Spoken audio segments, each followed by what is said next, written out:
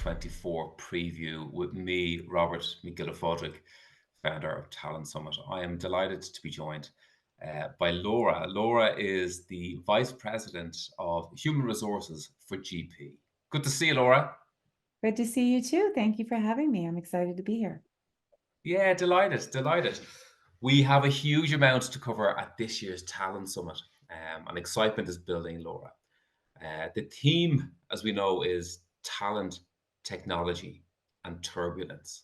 And there's a lot to unpack even in those three words, isn't there? Mhm. But I might start, if I may, Laura, with what's causing the turbulence and what are you seeing in your world? So, I think there's so much turbulence all around us. We're really in a new industrial revolution, so to speak. Everything with AI and everything in the world is shifting.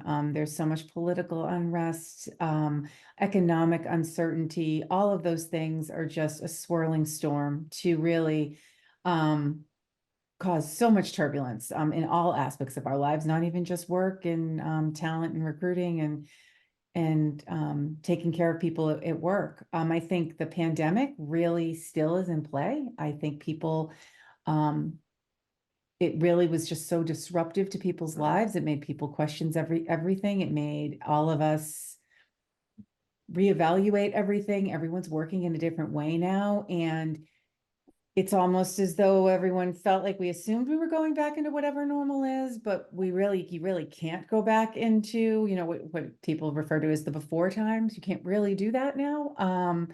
So people are just different. I don't think people know which end is up. I think people have a misconception of time now. Sometimes if someone says 3 years ago, I think it was 2017, because the pandemic really just sort of jumped in there and cut things off for people.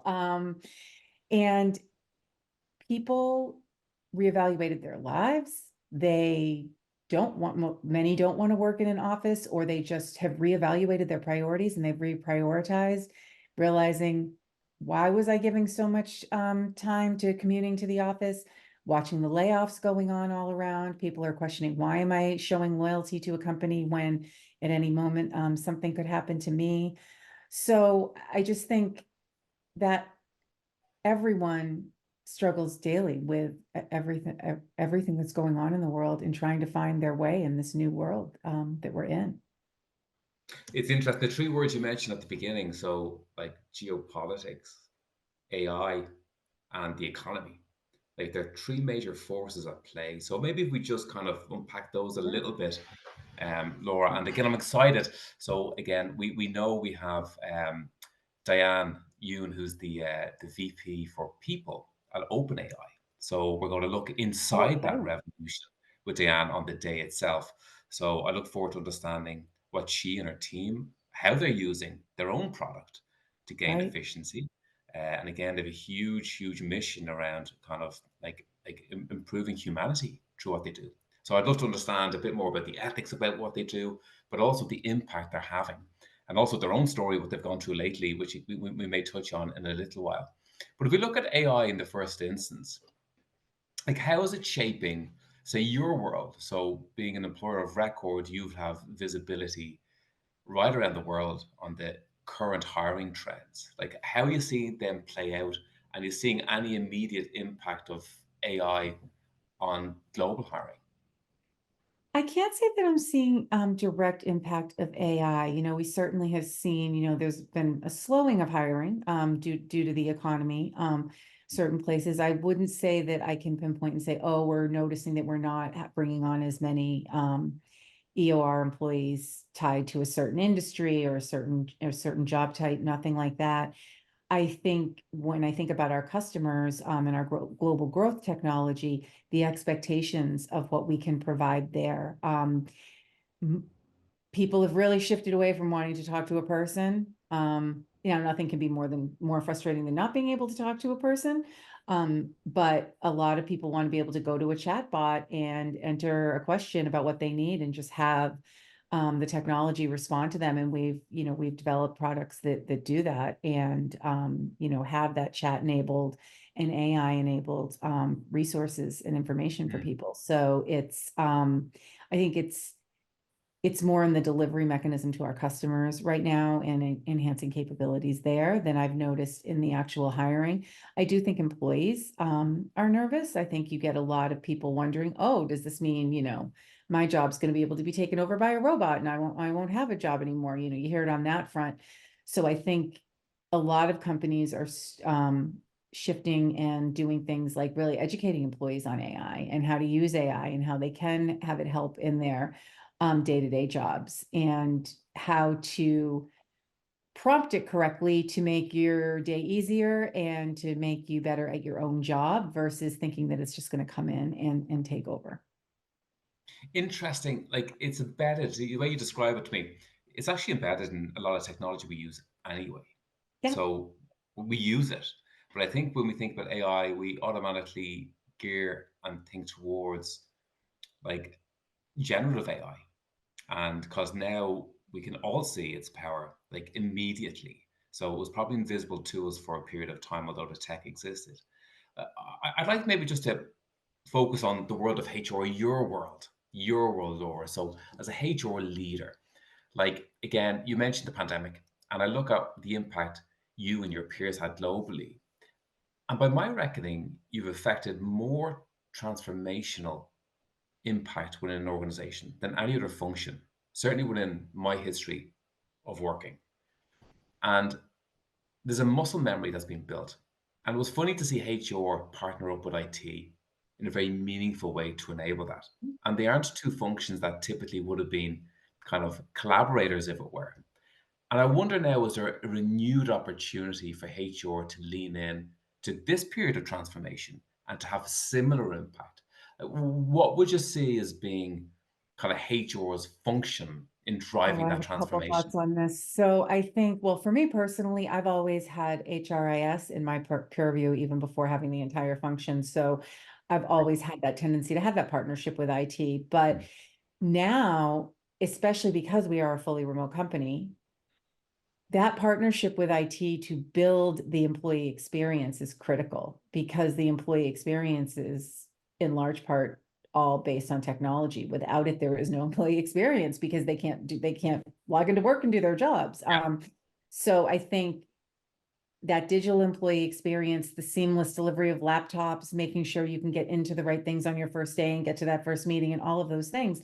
HR teams and IT teams really need to be partnered in lockstep. And they need to, I think IT needs to view it less about just getting the equipment to the people and getting the things provisioned and the access rights turned on.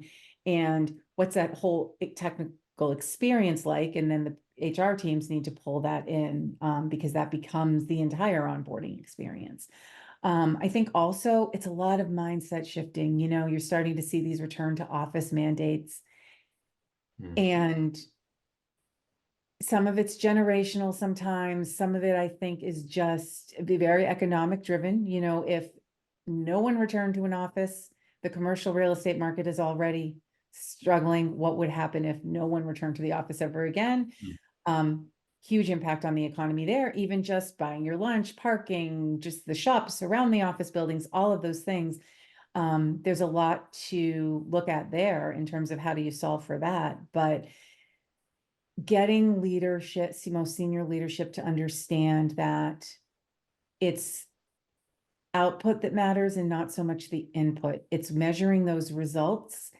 It's not about having the person sitting at the desk where you can monitor what they're doing. And I think it's a little bit fear-based. It's fear that there'll be a loss of control in some way, fear that there'll be a loss of productivity, and then just a basic human fear and somewhat aversion to change of, well, the way I've always lived my life is we go into the office and now we're not. And that's scary because that's very different. And then, oh, and then there's AI over there and that's scary and that's different. And we're in such a rapid pace of change right now.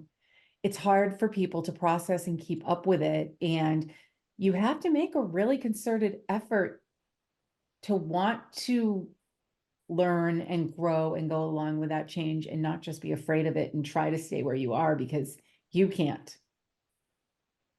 And by nature of the word change and transformation, it's unknown. Exactly. But by its very definition, it's unknown. So I think there's a number of things at play. Just listening to what you're saying, we look at the overlap of transformation of where we've come from around workplace, that's been an unknown, and now into the AI revolution, which is also an unknown. And it runs with me. A previous speaker at Talent Summit, you may know her, Paddy McCord, who was Mhm. the chief people officer at Netflix, again, a good friend of mine. She often spoke about, like, when transforming, simply try things, pilot Mhm. things, test things that are within your span of control. And I think of the fear factor of anybody, of HR leaders, and looking at how they may impact. So I think if they're not driving the transformation through testing and piloting, the transformation will be affected upon them. So I think there's a real opportunity here for HR leadership to stand up and to be that agent of transformation and Mhm. to work and collaborate with others. Like, again, at every touch point, this is going to be a question of humans and how humans interact with technology. So Mhm. I back one side of that equation, being a human, but also being in the world of HR. Yeah, We have a exactly. huge opportunity, don't we? We really do. We really do. It's you really it sounds a little cliche, but you really do impact people's lives. And you touched upon it's the unknown. I think sometimes uncertainty is more damaging than knowing something that you don't necessarily like, or bad news, or whatever. You just want to know, and you want to be able to make decisions off of that, and go forth from a place of knowledge, if not certainty. And I think that's why transparency isn't the indiscriminate sharing of all information. It's one of my favorite things to say. But it is important to be real with people, and share exactly what is going on. Um, and present things in an iterative way. You talk about transformation and change and trying things as a pilot. I think sometimes you roll something out and they're going to say, this is what we're doing, and this is what we're doing forever. And it's just having that open-mindedness that no, no, no, we're going to see how this goes, and we're going to learn, and we're going to adjust it based on what we learned. And maybe other things are going to change around it, that now it doesn't fit quite right. So now we're going to change it based on the new information we have, or um, the new landscape that we're in. And then you do a little more tweaking to it and changing to it, and you go from there, and that's okay. It doesn't mean it was unfinished. It doesn't mean that it was wrong, so you had to go back and redo it. People don't like to go back and redo things they've already done, for a number of different reasons. But it's just really important to look at everything is evolving right now.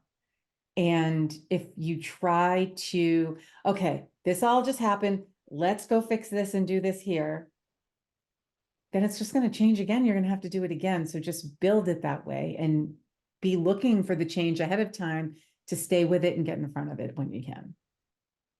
Interestingly, when you describe that to me, Laura, I think of the process. So we often don't know the end result. All we can control is the process. And that brings me into, like, two things. One, what skills do we need to invest in? Like, what enduring skills, what soft skills do we need to invest in for our entire workforce? Like, to really deal more effectively with everything that AI transformation brings. And one that springs to mind is like critical thinking. So distilling fact from fiction, logic from emotion, and like how that kind of can impact how we think and how we interact with the realms of data that are being thrown Mhm. out by AI. And then on the flip side, leadership. So the process of decision making.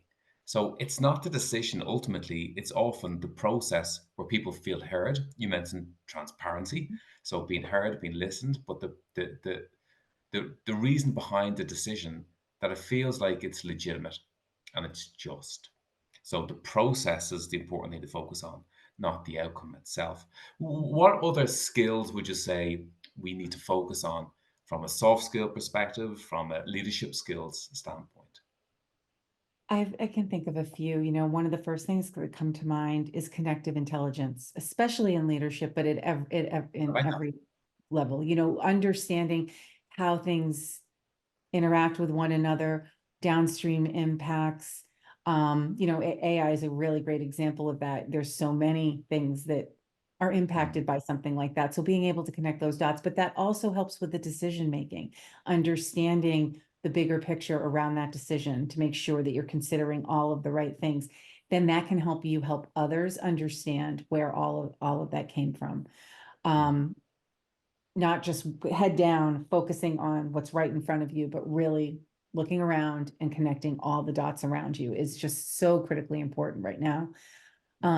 Learning agility, especially with technology, mm. Yeah. things change. You need to be able to, learn quickly and not just learn it, but apply it as soon as practical, in your work is really, really important. Um, Agency is something I don't think we talk about enough.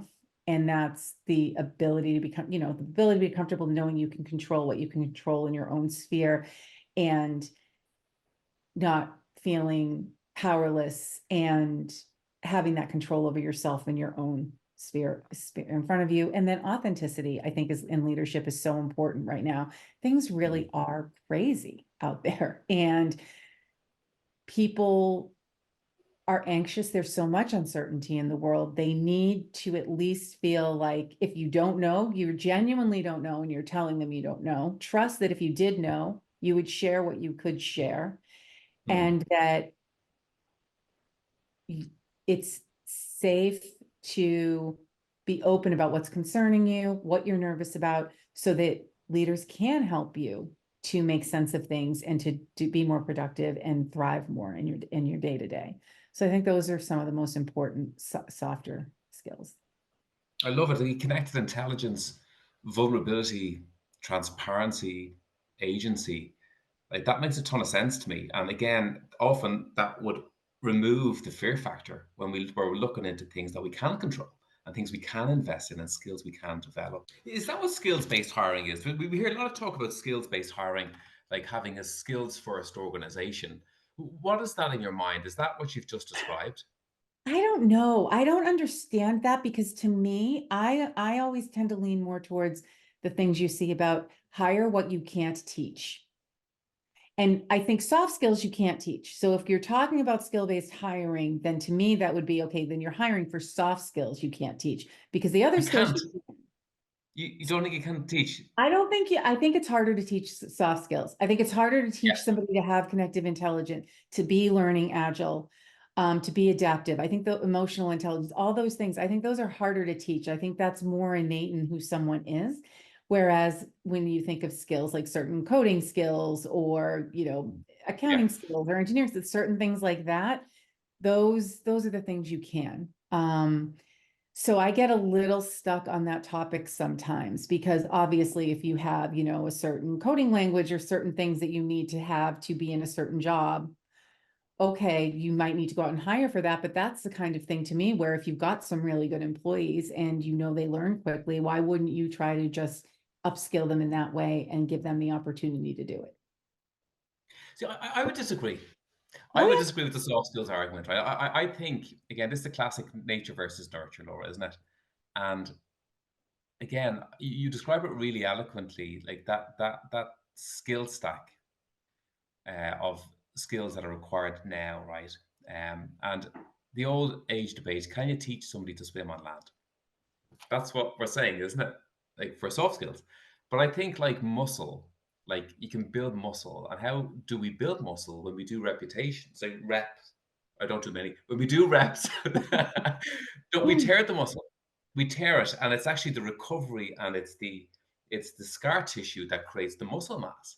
So like soft skills, we mightn't have them innately, but if we practice them enough, if we make mistakes and we're course corrected, if we have good coaches, perhaps, if we get good, honest feedback with candor, I think we can improve them. So I think we can become more aware of our emotional intelligence, improve our interpersonal skills. And there are things that I believe are completely trainable. Like think about it. So we spoke with transformation, how we can affect change. The power of storytelling. Like a story is a structure with kind of like, so we can look at the architecture of a story, And then the individual can add the building materials as they see fit. But ultimately, the moral of the story is what's remembered. It's the characters of the story that are recalled. So the structures there that are absolutely teachable, I think, that can have a significant impact as we're facing into the next phase of turbulence.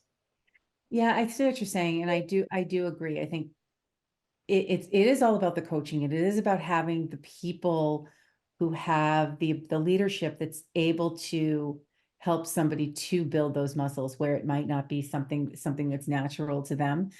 Mm. Maybe it's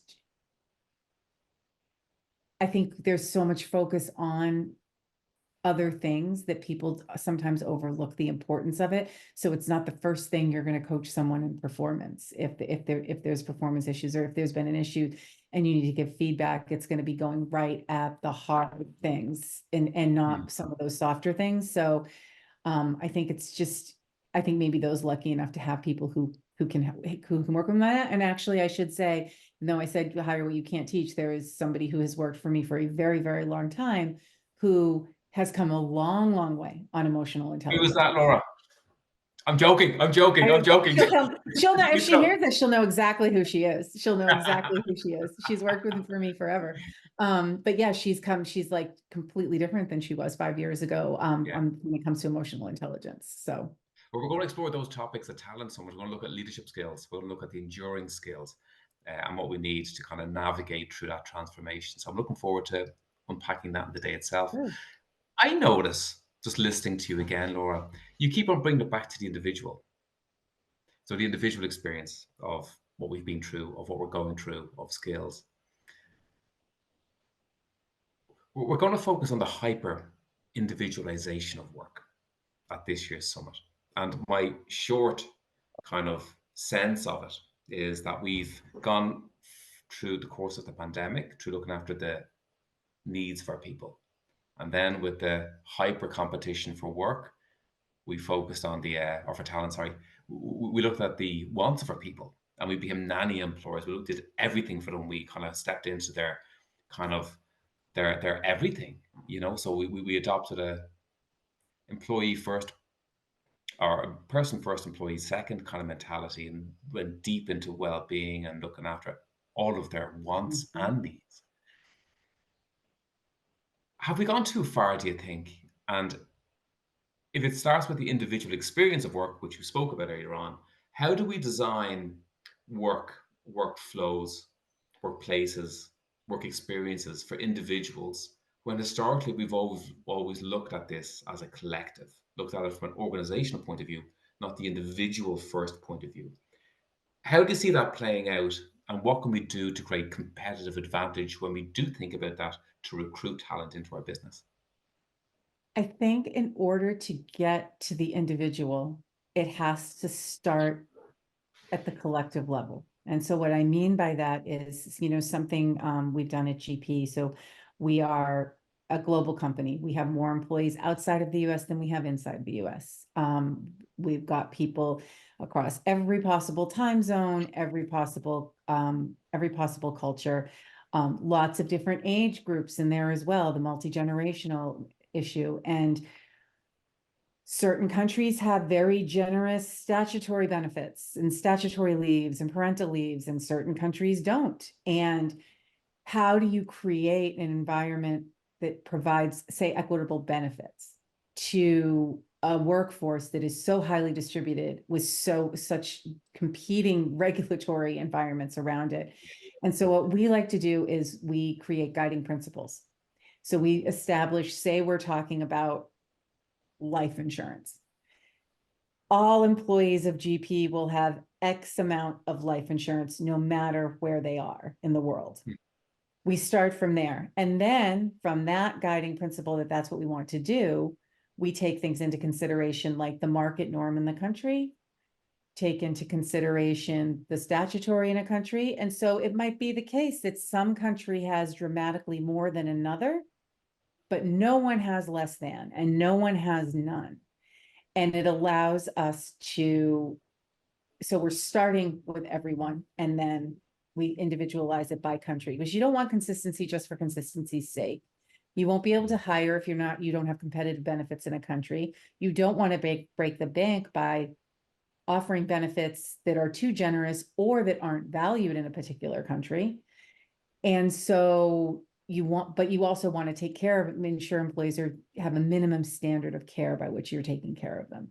So we found those to be really incredibly helpful. Another way we did that was we rolled out flexible time off, or unlimited time off, so to speak. And one of the main reasons we did that was the disparate time off policies in varying countries. In Europe, there's so much more time off than in the United States. Also, you take your time off and we don't. So there's that disparity, but then all Yeah. the different holidays, we can't possibly, with the number of countries we have employees in, we can't possibly keep up and make sure that we're offering all the right holidays in all the right countries. And there's marriage leave in some countries, and there's all sorts of like these simple days that people are allowed to take off for things. Some countries have bereavement, some don't. So the flexible time off was really intended to fill policy gaps where a day might not exist, a holiday might not be. Now, we do try to make sure the really critical holidays are observed, because we also want to create that space, because there's a difference between being able to take the day off and everyone being off. And very rarely, I think maybe Christmas might be one of the only days. Actually, I don't even think we have a day at GP that is a holiday in every single country on the same day. So there's always some country that is probably working that day. So, we can't always say the whole company, although sometimes we do dream team days off, where we do give the whole company a shutdown day to give that space. But if it's a holiday in a particular country, you want to make sure that they have the space to observe it and they're not getting emails all day and pinged all day. So, it's really thinking about it like that. You have to start with everyone and make things broad enough that people can create the work experience from the things that you're offering and that you've put out there that is right for them. Guiding principles. I like that. I like that. And you can't solve for all because it's deeply complex, isn't it? Like everyone's needs are unique. Mhm. And again, I think the way you've approached it, I like that your flexible holidays, it facilitates and allows for the unforeseen.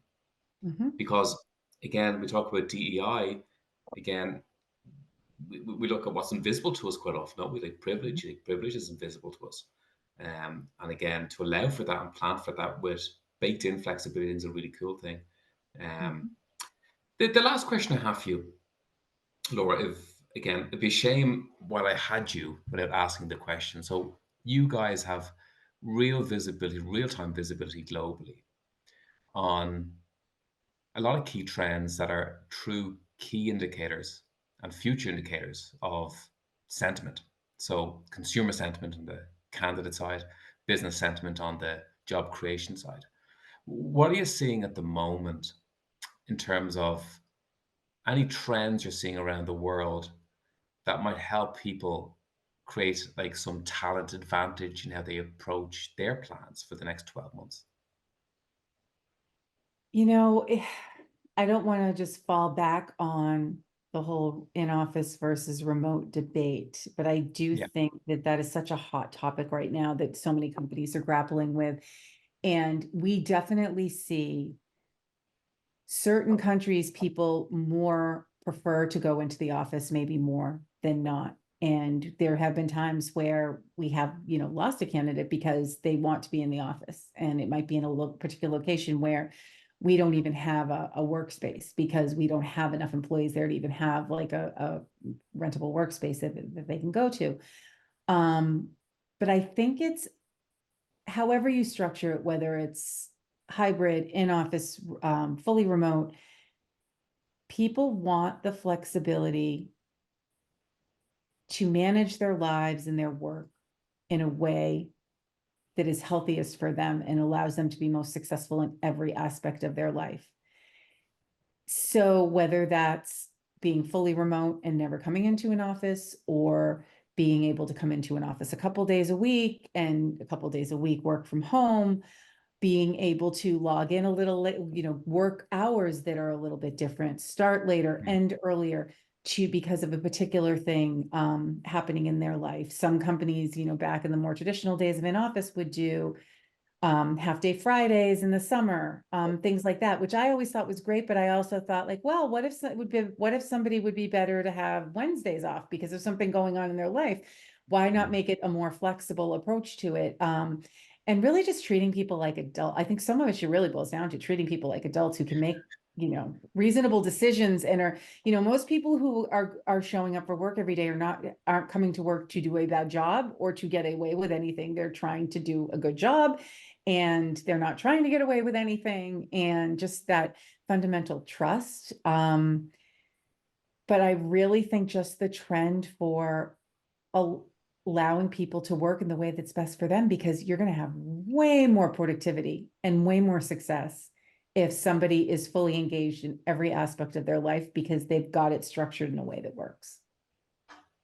The flex appeal. But thank you so much, Laura, for Thank joining me and you. giving me a whistle stop tour of what's front of mind for HR leaders on the topics we're going to cover on the day. And I look forward to seeing you in Dublin. I hope so. Thank you so much. It was great chatting with you.